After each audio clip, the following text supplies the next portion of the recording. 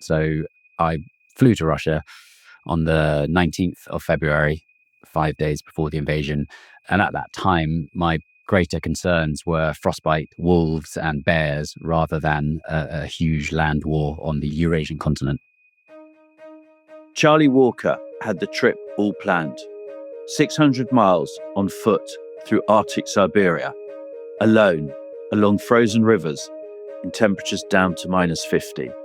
All to get a taste of what life is really like in one of the most remote and hostile corners of the planet. Then, 5 days after he arrived, Russia invaded Ukraine. He had a narrow window to get out, but he was determined to finish what he'd set out to do, which is how a British adventurer became very possibly the last Western tourist in Russia. I'm Hugh Taylor, and you're listening to The Art of Adventure, a podcast brought to you by Arthur Bill, outfitters to sailors, adventurers, vagabonds, and explorers for over 500 years. My guest today is Charlie Walker, adventurer, author, and fellow of the Royal Geographical Society. He has covered more than 60,000 miles of the world's remotest places by bicycle, horse, ski, kayak, and even dugout canoe. His new book, On Thin Ice, an explorer's memoir of Siberia, surveillance and survival, is the story of what happened in Russia, the expedition that largely went to plan, and the aftermath that he could never have predicted.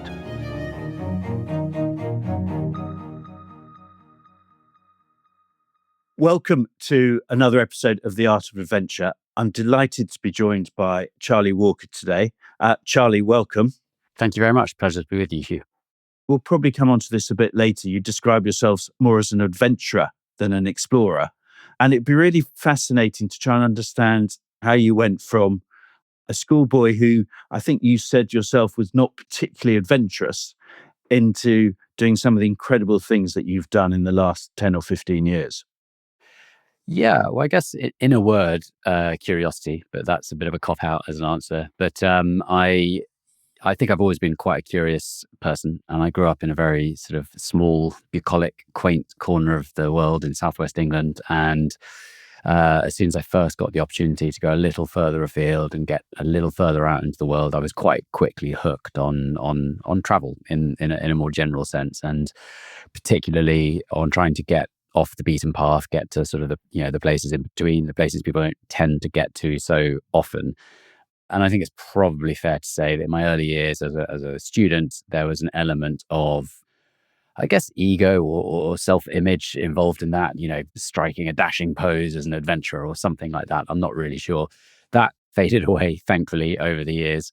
By the time I had finished my studies, I had realized that traveling by some element of human power, be it cycling or hiking, added a different and really interesting element to the experience. And not only did it facilitate getting to those less visited places, but it also brought an enjoyable physical element, sort of a slow tangibility to the progress across places, and a really immediate access to the communities that you happen to pass through. If you turn up the hard way, people, they either think you're mad or stupid or pitiable, but for whatever reason, they, I think, are more likely to kind of, to take to you, to approach you, to welcome you in, and to give you some element of access into their community and their lives. We're obviously going to talk about particularly Siberia in 2022 today, and obviously that's what your latest book covers. But I'd be quite interested to, from your days of when you sort of got your degree in journalism, I think it was, to 2022, give us a brief sort of outline of the adventures you had then that lead us up to talk about Siberia. Sure. Well, I got a degree in literature, and I did a sort of a postgrad diploma in journalism, so just a short course. But after a short stint on the travel desk of a paper, I then set off one day, 16 years ago, on an old secondhand bicycle, and spent the next 4 and a bit years cycling about 44,000 miles around Asia and Africa and Europe. So that journey took me through 60 countries and a winter in Tibet, which was my first experience of real sort of essentially polar cold, a summer in the Sahara, paddling down a river in DRC on a dugout canoe, I bought a pack horse in Mongolia and crossed the center of Mongolia sort of with a horse and a dog. So there were various sort of other adventures folded into that one, including walking across the Gobi Desert as well. At the end of that journey, I started looking around and thinking, what's next? And I looked back at what I'd done during those previous 4 and a bit years, and what in particular hadn't gone especially well. And the first thing that sprung to mind was my winter in Tibet. I was 23. I was mentally completely ill prepared, but more importantly, totally ill equipped. So the tent that I took up there was essentially a one season tent that I had bought. It was the lightest tent on the market when I bought it. The sort of thing where you have to replace the pegs upon buying it, because the pegs are basically electrical wire and just kind of fold up when you try and push them in the ground. I went up there wearing Wellington boots, which I've learned with hindsight is not the right thing for temperatures down to around about -40.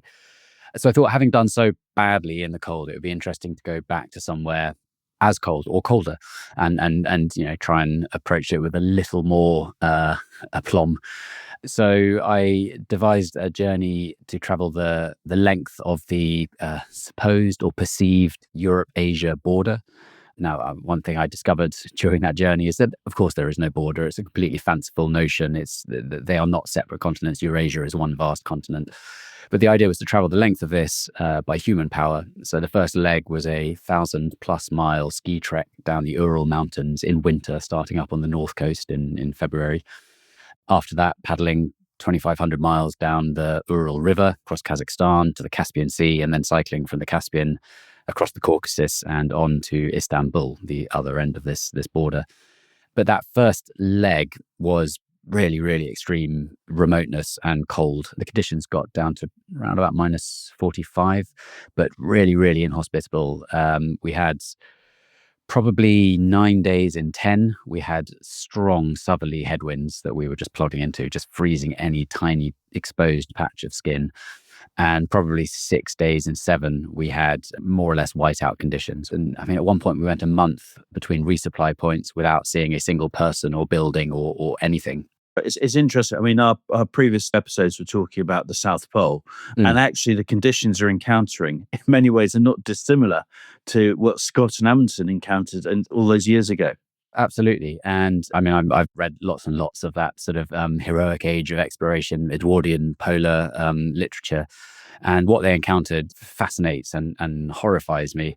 But then often I read modern accounts of going to the South Pole, and I read it quite enviously, because although it's very cold and windy while you're out skiing, in a similar way to kind of winter through to early spring up in the Arctic, when you get to the end of the day and you pitch your tent, you've then got sunlight all day long as the sun, or all night long rather, as the sun continues to kind of bob around the horizon. You see pictures of people in Antarctica with their gloves off in their tent, and you think, wow, that sounds absolutely lovely. But there was one particular day, we were still on the tundra. We hadn't yet sort of ramped up into the northern reaches of the Ural Mountains. And in more or less whiteout conditions, we heard this faint buzzing sound over the whistling of the wind. And eventually this little black dot appeared out of the whiteout. And it was two men on a snowmobile, and they were dressed head to toe in reindeer hide clothing. And while we were frozen to the bone and really quite miserable, they were just calm and relaxed. And anyone who's ever driven a snowmobile knows that snowmobiles are thoroughly freezing. Skiing, you are generating your own heat. Snowmobiles freeze you to the core, but these guys were totally calm and sort of relaxed and happy, and they were in their element. And it really stuck. They were from the Nenets indigenous group, reindeer herders who have lived up in the far Arctic north, in sort of western-ish Russia for many centuries. And it stuck with me that they were not just surviving up there as we were just about managing to, but they were thriving. This is their natural habitat, and they endure these winters for 6, 7, even 8 months a year in similar sort of conditions. So fast forward a few years, couple trips to Papua New Guinea, some hiking and sort of pack rafting up in the highlands there. I decided the next thing would be to go to another part of Arctic Russia, this time in the Far East, to an area where there is a different reindeer herding group, the Ivani, who are a Tungusic people. There's only about 17,000 of them now. And the region that I plan to go to is an area of Far East Russia called Yakutia, or Sakha Republic. And it's hard to overstate just how vast this region is. It is 94% the size of India. But India has thought to be maybe 1.4 billion people. Yakutia has 1 million people, many of whom live in Yakutsk, the capital city, a town that people, if they've heard of at all, probably would have heard of from the board game Risk. And there are two different towns in Yakutia that compete for the title of Pole of Cold, Oymyakon and Verkhoyansk. Verkhoyansk is the officially recognized pole of cold. So that's the coldest inhabited settlement on Earth, if you exclude, I believe, the polar research bases in Antarctica. The coldest recorded temperature in Verkhoyansk was minus 67.8 degrees, which is, I mean, it's perishingly cold. It's hard to imagine that condition. I mean, I've been pretty far down the scale there, and it is shockingly cold. So, Charlie, when you set off on this Siberian adventure, what was the plan? What was the objective? How long was it going to take? And what were you going to accomplish? Well, in brief, the plan was to fly into the so-called Pole of Cold, the coldest inhabited place, and from there walk northwards for about 600 miles along a series of frozen rivers to the coast. It was expected to take about 2 months, and the objective was that this journey would bring me through various small indigenous communities where I'd have the opportunity to learn a bit about their lives, their history, and what the Siberian experience has been over the last few decades. And this was 2022, or you were planning on going in 2022. So obviously at that time, Putin and the West were perhaps, struggling to get on, should we say, and there was a big geopolitical issues going on at the time. In terms of the backdrop and getting visas and that type of thing, tell us a bit about that. Yes, obviously tensions with Russia had been heightened and escalating, I suppose it's fair to say, since 2014 with the annexation of Crimea and about a third of the Donbass region. And things have continued to kind of mount. But during the year or so preceding my expedition, I've been largely caught up in raising the adequate funds, getting hold of the correct equipment, sponsorship, route planning. And then at the very last minute, because COVID was a big factor back then, I tested positive for COVID 2 or 3 days before I was due to fly. So then at the very, very last minute, having to shift the dates of my visa, which is quite a complicated thing to do, shift my flights and all this. So between all the logistical hurdles to leap through and over, there was this backdrop of the Russian troops gradually approaching and massing along the Ukrainian border. But up until basically the day of the full-scale invasion, or arguably the day before, it's easy to forget now that most people, and indeed most media outlets, did not think anything was going to come of it. So a lot of people thought it was posturing rather than the genuine lead up to an invasion. It's fair to say that the US and UK intelligence services quite clearly said, we have intelligence that suggests there is definitely going to be an invasion. Most of the world, most of Ukraine, it's believed, and most of the world's media seem to discount or ignore this information. So I flew to Russia on the 19th of February, 5 days before the invasion. And at that time, my greater concerns were frostbite, wolves and bears, rather than a huge land war on the European continent, or the Eurasian continent, I should say. I'm sure. So you get to Russia, and pretty soon, as you suggested, after you get there, the invasion happens. How does that impact what you're doing? How do the locals react to you?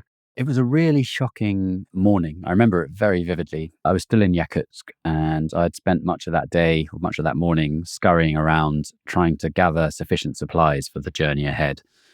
And I was standing in a small shop in front of a bank of different brands of pasta. And I was going through, comparing them all, trying to find the one with the shortest possible cooking time. Because in cold conditions in a tent, you want something that's going to cook in 2 or 3 minutes rather than 10 or 20 minutes. And I was standing with 2 of them in my hands when I felt my phone buzz deep in the sort of inner recesses of my pockets. So I dumped these pasta packets and I pulled my phone out, and there was a BBC News alert saying Russia has invaded Ukraine, a full-scale invasion, land, sea, air. This is happening. And I think it was about 11 a.m. Where I was. I was 6 time zones ahead of Moscow and Kyiv, 9 time zones ahead of London. And I remember feeling instantly claustrophobic. I rushed out of the supermarket into the sort of the shocking embrace of the cold air, which somewhat pacified me. And then throughout the rest of that day, not really knowing what else to do, for a few more hours, I continued trying to gather supplies. And in all the shops I went to, in the two places that I ate, there were TV screens. There always are. And they were all playing soap operas, or none of them had the news on. But I suppose the closest equivalent would be if England had just invaded France or perhaps Australia, I think we'd all be talking about it. I think it would be on every TV. I think life would grind to a halt. I think shops would close. I don't know for sure, but that's the sense I have. And it just wasn't like that at all. People were just going about their lives. And I had various short, relatively mundane conversations with strangers, with passers-by that day in my Yankee Russian language. And it didn't come up. Were they not aware of it, or they just didn't want to talk? They were definitely aware of it. I think there was probably a state of shock and possibly a sort of a slightly Russian or Soviet era, perhaps, default to keep your mouth shut, which would be totally understandable. I was going to say decades, but realistically, the century of repression on free thought, free speech in Russia has definitely left an indelible mark. And I mean, I'll come on to that more, I suppose, but that's something I definitely saw ramp up during the ensuing 2 months. I headed back to the apartment I was renting, and I had to wrangle for a bit with, do I stay or do I go home? Things are changing very quickly. Sometime soon, Russia will be removed from the international SWIFT payment system. My bank cards will become useless. I was extracting as much cash as I could while I still could. Flights are soon going to be cancelled or banned as sanctions ramp up on Russia. My flights will almost certainly be cancelled 3 months down the line. I do still have a narrow window where I could get out and leave. And I did consider it briefly, to be honest. But on the other side of the equation was this fairly unique opportunity that had fallen in my lap as potentially one of the last tourists, perhaps the last Western tourist in Russia, deep in Russia, to stay and pursue my curiosity. Did you seek any advice to that decision? I kept a close eye on what the Foreign Office was saying, and their advice went from fine, travel to Russia, to immediately at the point of the invasion, do not travel to Russia. But they were not, or not yet at least, advising British or foreign nationals within Russia to leave the country. On the other hand, I sort of consulted with my girlfriend, my now wife, who is a very intelligent person and very keyed into information like this. And she said, yeah, you've got to stay. This is going to be fascinating, awful, but fascinating. And that chimed more or less with my thoughts. So I did make the decision to stay. But I also realized that part of my decision also rested on my lack of proximity to the war. Yakutsk is just closer to Vancouver than it is to Moscow or Kiev. It's dramatically closer to the North Pole than it is to the Donbass. And it felt like that buffer, that 3,000-mile buffer between me and the front lines would provide some sort of protection with distance. That, with hindsight, was quite mistaken, I think.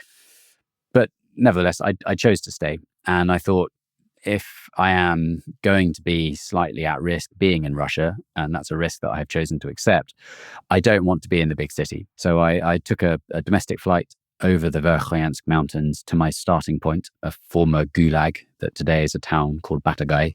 It's about 30 miles, I think, from Verkhoyansk, the pole of cold. So I flew up there and got going on my journey. And from that point onwards, I was going to be in the wilderness. As it turned out, there's only one place along the 600 miles that I hiked where there is any presence of the authorities, any physical presence.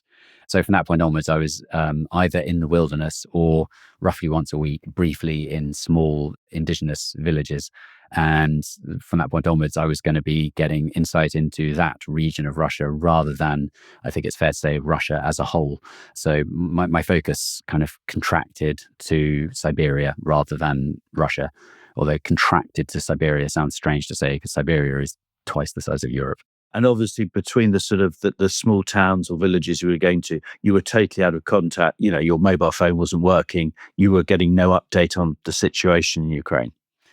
Yeah, that became an interesting aspect of being there because independent media sources in Russia, within a few days, were silenced. A new law was introduced with a sentence of up to 15 years for anyone deemed to be spreading fake news about the military. And that was the final nail in the coffin for any contrary news sources.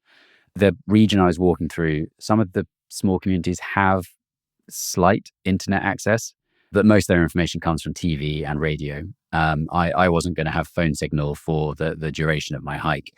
My only sort of slight lifeline or access to the outside world was through my tiny little GPS device. I was able to send and receive SMS messages quite laboriously.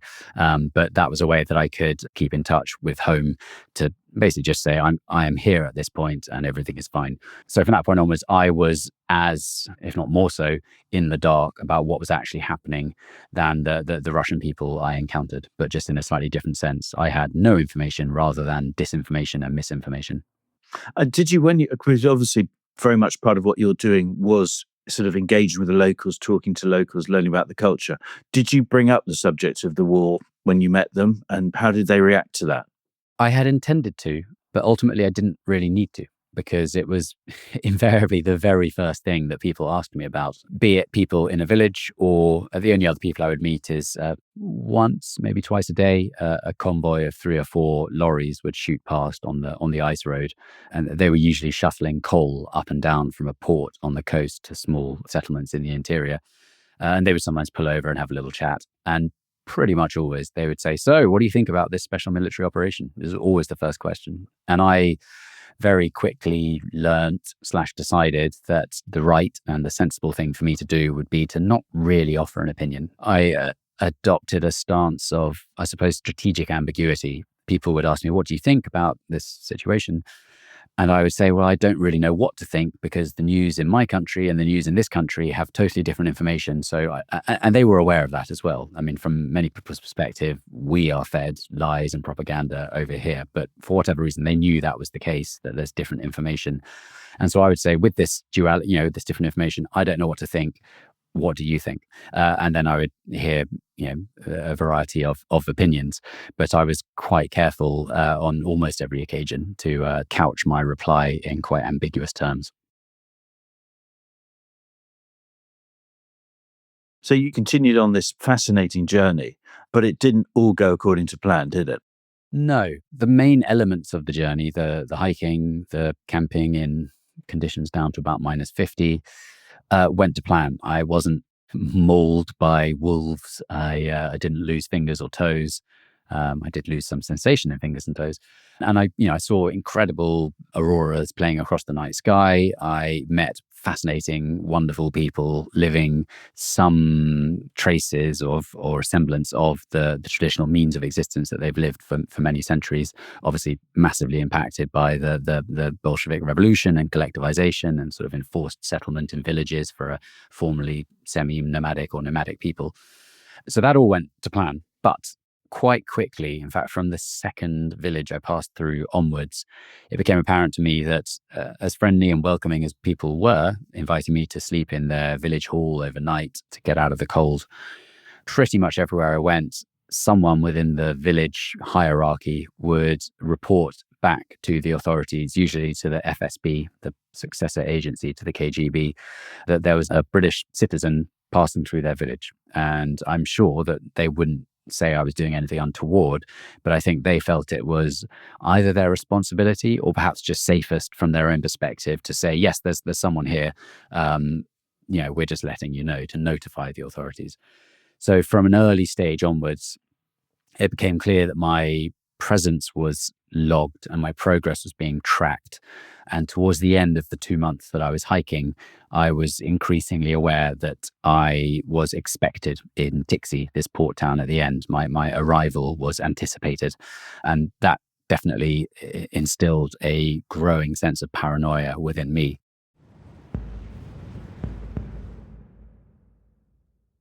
And that takes us on to your brush with the authorities. Perhaps you want to tell us a bit about what happened and what you were subjected to. Well, when I arrived in Tixi, my endpoint, the first thing I did was find an apartment to rent for a couple of days. arrange a flight to get me back to Yakutsk. And the plan was take this flight back to the main regional hub, and then from there get myself on the first flight I could out of the country. And at this time, obviously, you were towards the end of your adventure. Were you feeling safe? Were you worried? Were you looking forward to getting out because there's going to be great relief? Yes, the latter, really. I've been told that someone in Moscow had been inquiring about me, which was quite frightening. I knew that people in Tixi expected me. On arrival in Tixi, I was, I'll say invited, but summoned by the FSB for a interview, which I thought was, I was really, really nervous you don't avoid them. It's a small town. There's only about 5,000 people. So I voluntarily went to the FSB compound with just a sort of like a hedgehog of antennas and satellite dishes on this building on the outskirts of town.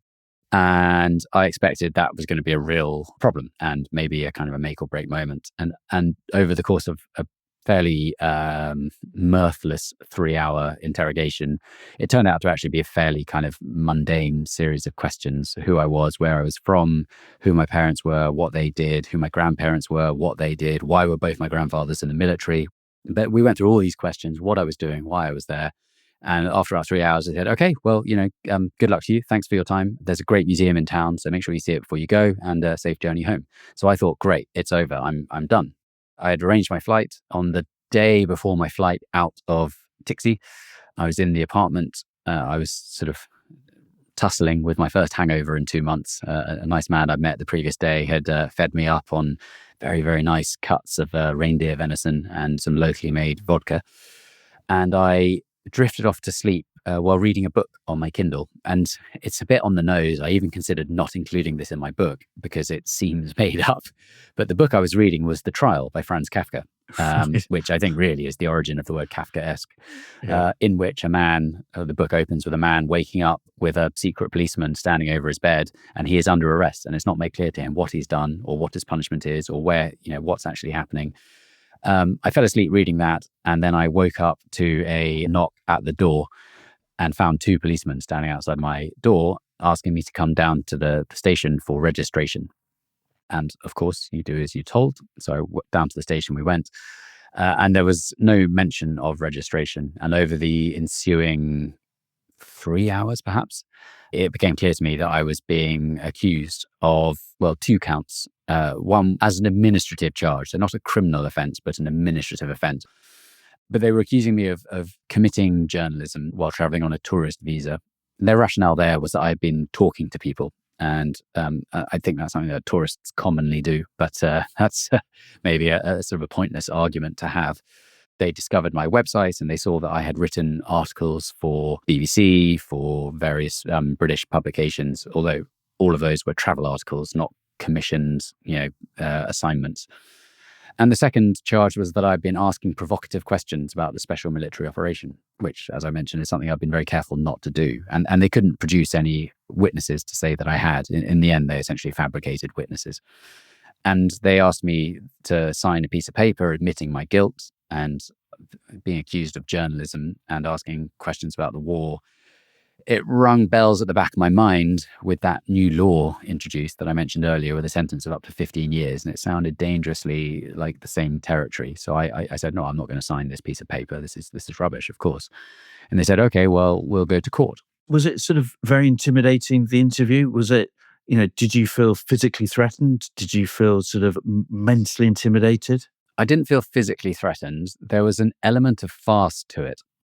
I had been through police questioning in Russia a few times in the past, and police, in my experience at least, police interrogation in Russia is just a sort of a drawn out and ultimately quite boring process that just lasts forever. And I mean, the element of farce was they lodged these accusations, and then they asked me, who have you been speaking to? Who have you met in Tixi?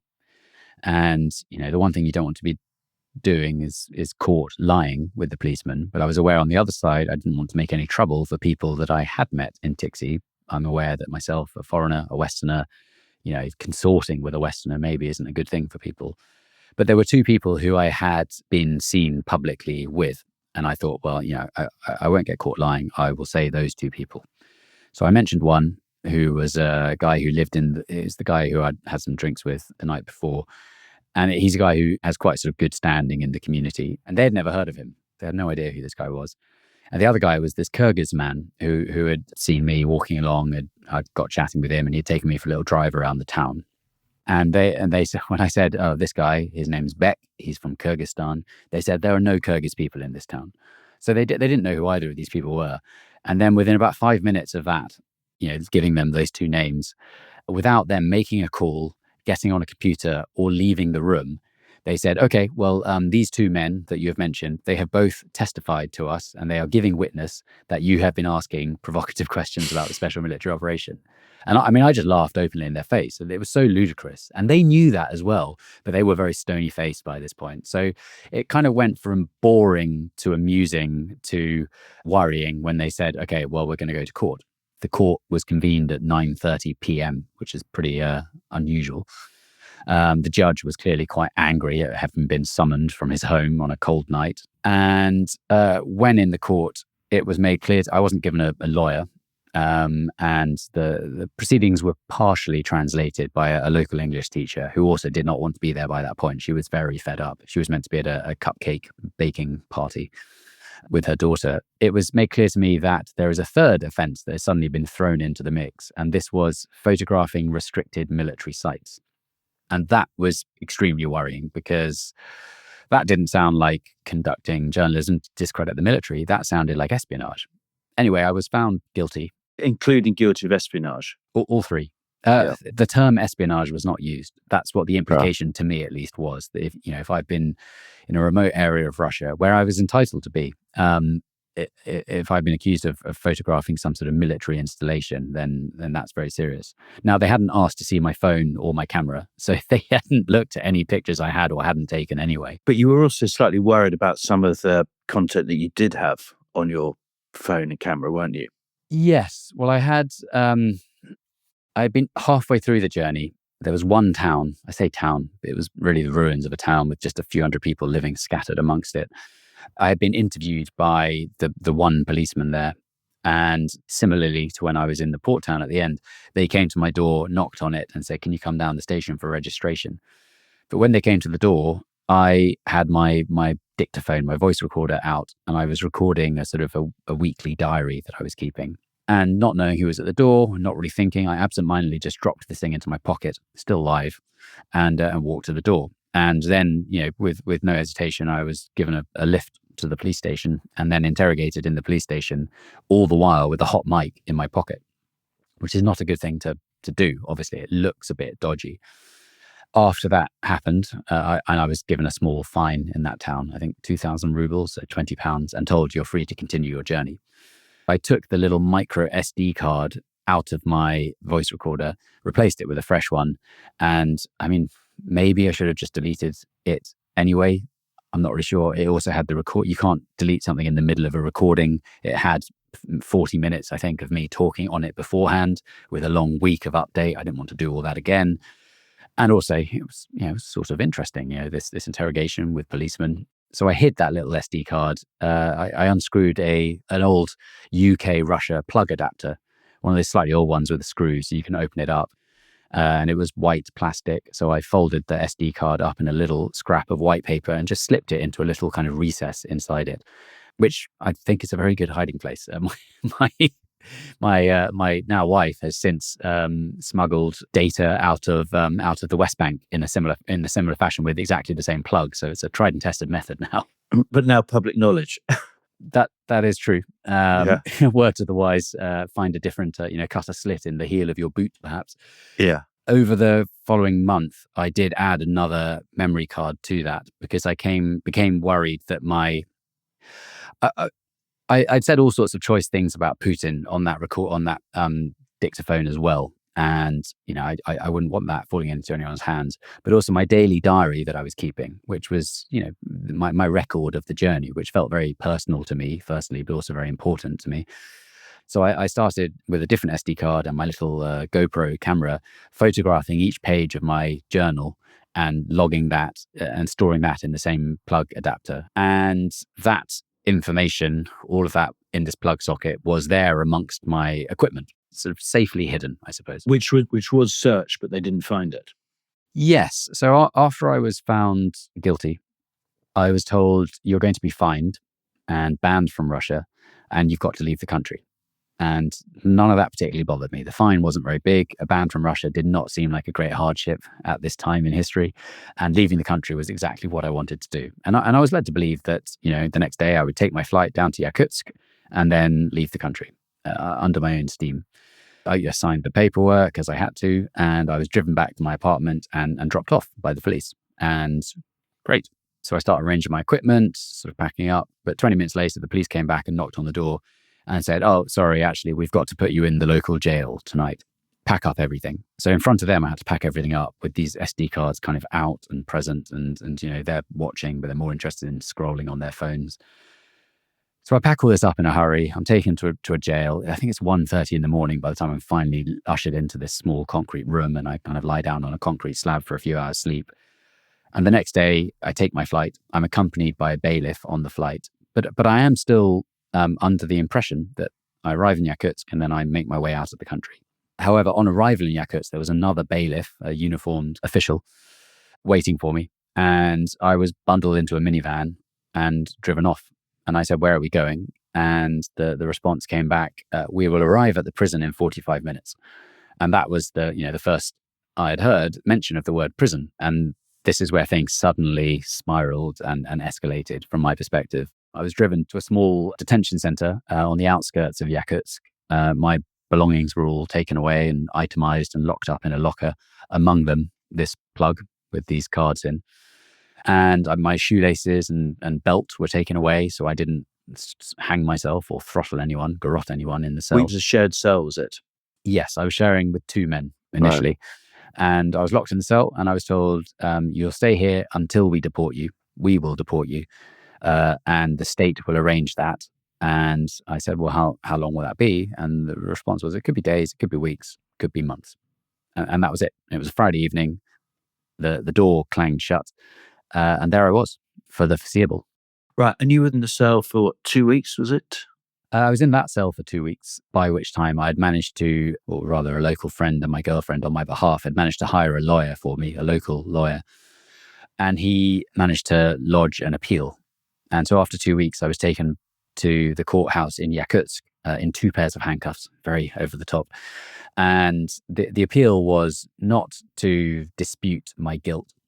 I was advised the best route to getting home quickly was to accept my guilt, apologize for what I've done and the hassle I've caused the state, and appeal to be able to deport myself, i.e., to self-deport at my own expense rather than waiting for the state organ, the state machinery to slowly grind its way around to deporting me, which can take potentially months. And the judge thought about it for about a minute and a half. And it seemed to me clear, because there was a big sheaf of kind of supporting evidence my lawyer had compiled with character statements and various things. And the judge kind of nosed over it for 90 seconds and said, "No, back to prison. Your crimes are too political in nature," which was another really worrying thing. So it was back to the courthouse, and this time into a solitary cell. But that was the few days after that were particularly hard, because that's when it really felt like I could be here for a very, very long time. And there was always the daily worry that either the memory cards would be found or that my charges would be escalated using that new law with a sentence of up to 15 years. So every day I worried that I could be here for months or years. And I was aware that as a British citizen, already locked up, already found guilty of potentially quite serious sounding crimes, I was potentially very useful as a potential sort of chip, a bargaining chip for a bit of hostage diplomacy and the eventual prisoner exchanges that we've seen happen throughout this conflict between Russia and the West and Ukraine.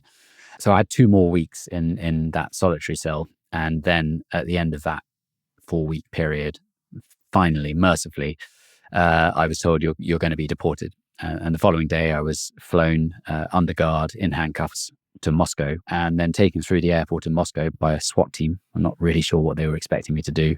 And finally put on a Emirates flight out of Russia. And when the wheels of that plane took off, I totally fell apart. I broke down in a way that I'd managed to stave off for the previous month or so. And that was it. The ordeal was at an end. Wow. I mean, that's quite a journey, isn't it? And that would be pretty traumatic for most people.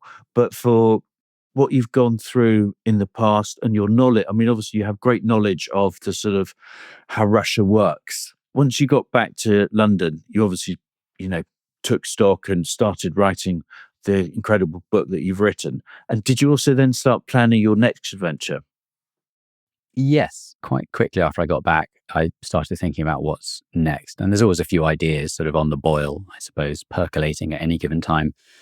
I mean, as you slightly alluded to there, I think the long list of arguably foolish but challenging things I've done in the past definitely helped prepare me for this experience and left me, I think, more resilient and more able to cope with the conditions and the fear, the not knowing during that stay in the prison. I maybe was surprised to realize a few days after getting out that I was absolutely fine. Maybe it's just a very peculiar type of British repression, and I've just pushed down all the difficult fears and emotions. But I don't think that's the case. Well, I got home on a Thursday morning, and then 2 days later, I was in glorious sunshine at a friend's wedding in Herefordshire, surrounded by old friends from university, who none of whom knew what had happened. Oh, Charlie, what have you been up to? Oh, I don't know, not much. So didn't really know how to communicate what had just happened. Yeah. But at the same time, I felt absolutely fine. The first day when I got home, there was a sort of a decompression period, I suppose, where the jet lag of a long travel via Dubai from Siberia, eastern Siberia, had perhaps something to do with it. But I got home and I kind of unpacked. I put the wash on. I went for a run around the park, not really knowing what else to do. And then finally, I opened my laptop. And for the first time in 3 months, I had unfettered access to all the horror and the heroism of the previous 3 months of fighting in Ukraine. And it was that was the most shocking thing, I suppose, was I think the way I framed it in my book was it felt like for 3 months I'd just seen snatches of the odd piece of a jigsaw, and suddenly the whole thing was displayed before me in all its sort of gory glory. So that was, I think, harder to come to terms with really than my own personal experience. And I think that's only right because although, of course, I did go through a difficult experience, it pales in comparison to what many, many millions, in fact, tens of millions of Ukrainians have been going through for years now. And are still going through. Of course. So having finished that whole adventure and going back to your sort of original intentions and objectives, do you think you accomplished them, or was it sort of overshadowed by your brush with the Russian authorities? I think both, to be fair, in some sense. I mean, I definitely got really fascinating access and insight into these communities. But increasingly, the more the journey unfolded, the more the war continued, ran on, the more that topic bludgeoned its way to the forefront of just about every interaction I had. So I think I did get a good insight into that region and into the people living there. But on top of that, I got this kind of extra layer of insight into what they thought or didn't think or said or didn't say or couldn't say about what was actually going on. Charlie, thank you very much for joining us today. And thank you for sharing that fascinating adventure.